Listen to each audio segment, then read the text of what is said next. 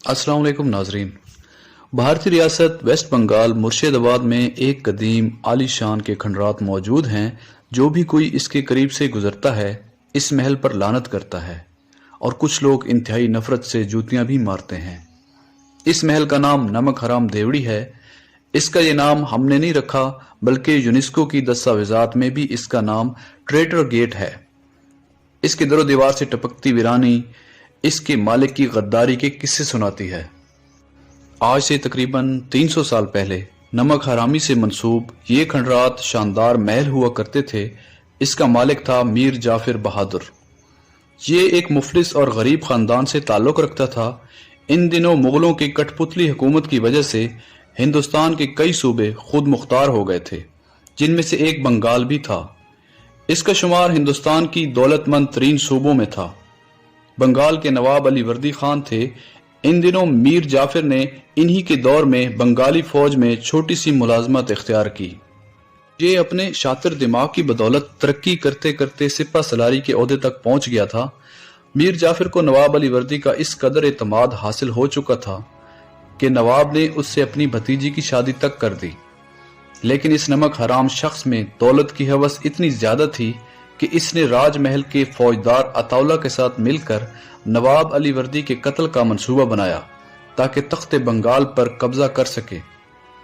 खुशकिस्मती से ये कामयाब ना हो सका और इस साजिश की इतला नवाब अली वर्दी तक पहुंच गई। लेकिन किस्मत ने नवाब अली वर्दी को इतना मौका ना दिया कि वो मीर जाफर पर कार्रवाई कर सके। 1756 ईस्वी में नवाब अली वर्दी खान के इंतकाल के बाद इनके नवासे नवाब सिराजुद्दौला 23 साल की उम्र में बंगाल के हुक्मरान बने। हालांकि नवाब सिराजुद्दौला इंतहाई नरम दिल और दीनदार इंसान थे। इसके बावजूद इनका नवाब बनना मीर जाफर को पसंद ना आया। वो पहले दिन से ही साजिशों में मशगूल हो गया। इन दिनों अंग्रेज तिजारत की आड़ में खुफिया तौर पर अपनी जड़ें मजबूत कर रहे थे। उन्होंने नवाब की तरफ से मिलने वाली मराआत का गलत इस्तेमाल करते हुए फोर्ट विलियम नामी किले की मजबूत दीवारें खड़ी कर दी। टैक्स और कस्टम चोरी करना अंग्रेजों का मामूल था। इसके अलावा अंग्रेज रियासती मुजरिमों को पनाह देने लगे। नवाब सिराजुद्दौला को अंग्रेजों की इन हरकतों पर शदीद तरीन एतराज था। लेकिन जब अंग्रेजों ने तमाम मुआहदों के खिलाफ वर्जी की और कलकत्ता में अपनी फौजी ताकत बढ़ाना शुरू की तो नवाब सिराजुद्दौला ने बहुत सारे अंग्रेजों को गिरफ्तार कर लिया। ये तमाम वाकयात और मामलात नवाब और अंग्रेजों के दरमियान जंग का सबब बने। इस जंग को जंगे पलासी के नाम से याद किया जाता है। नवाब और लॉर्ड क्लाइव के दरमियान पलासी के मकाम पर, जो कलकत्ता से 70 मील के फासले पर है, 23 जून 1757 को जंग हुई। जंग के मैदान में मीर जाफर नवाब की फौज के एक बड़े हिस्से का सलार था। इसके साथियों ने नवाब के वफादार सिपाहियों को कत्ल कर दिया। हैरानकुन बात यह है कि इस जंग में नवाब सिराजुद्दौला की अफवाज की तादाद 50,000 थी और लॉर्ड क्लाइव की फौज की तादाद 3,000 थी। इसमें भी 2100 सिपाही हिंदुस्तानी थे। इसके साथ साथ नवाब सिराजुद्दौला की फौज के पास 53 तोपें थी, जिनका अंग्रेजों के पास कोई जवाब ना था। इस तमाम फौज और साजो सामान के बावजूद नवाब सिराजुद्दौला ये जंग हार गए। पलासी के मकाम पर इस जंग ने अगले 200 साल तक बंगाल को गुलाम बना दिया। यही नहीं, बंगाल की फतह ने अंग्रेजों के लिए पूरे हिंदुस्तान के दरवाजे खोल दिए। लेकिन ये हुआ कैसे? इसका जवाब है मीर जाफर खान बहादुर। जी हाँ, यही वो गद्दार वतन था जिसने अपने जाती मफाद की खातिर हिंदुस्तान को गुलामी में धकेल दिया। हालांकि अंग्रेजों के लिए बंगाल फतह करना नामुमकिन था। इसलिए उन्होंने नवाब सिराजुद्दौला के मुखालफिन को साथ मिलाया, जिनमें मीर जाफर बहुत नुमाया था, जो नवाब सिराजुद्दौला के बाद सबसे ज्यादा बाख्तियार आदमी था। ये बंगाल की फौजों का सिपा सलार भी था। तख्त की लालच में ये गद्दार सारी फौज लेकर अंग्रेजों से जा मिला और नवाब सिराजुद्दौला की यकीनी फतह को इसने शिकस्त में बदल दिया।